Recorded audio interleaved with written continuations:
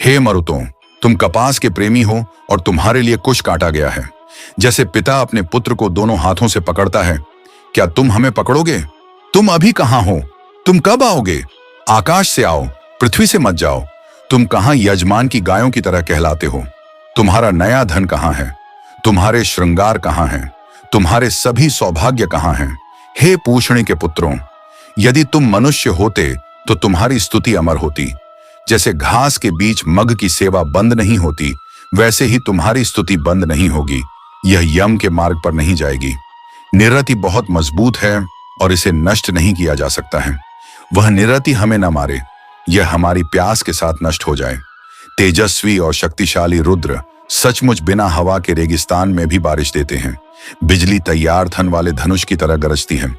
बिजली मरुतों की उसी प्रकार सेवा करती है जैसे गाय बछड़े की करती है, इसलिए मरुतों ने वर्षा की। मरुत अपनी भरी हुई धूल से दिन में भी अंधेरा कर देते हैं और पृथ्वी को जल से भिगो देते हैं।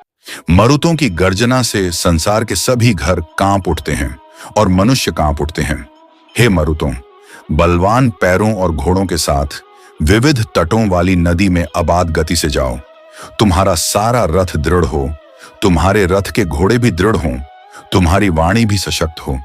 ब्रह्मणस्पति और अग्नि तथा दृश्य मित्र की स्तुति में उनके दिव्य स्वरूप को प्रकट करने वाले शब्दों के साथ हमारे सामने उनका वर्णन करो। अपने मुख से श्लोक रचो, उन्हें माला की तरह फैलाओ। गायत्री राग में रचित श्लोकों का उल्लास से पूर्ण होकर पाठ करो। जो मरुत तेजस्वी, स्मरणीय और देवताओं के प्रिय हैं, उनको नमस्कार है। वे हमारे इस कार्य में सफल हों।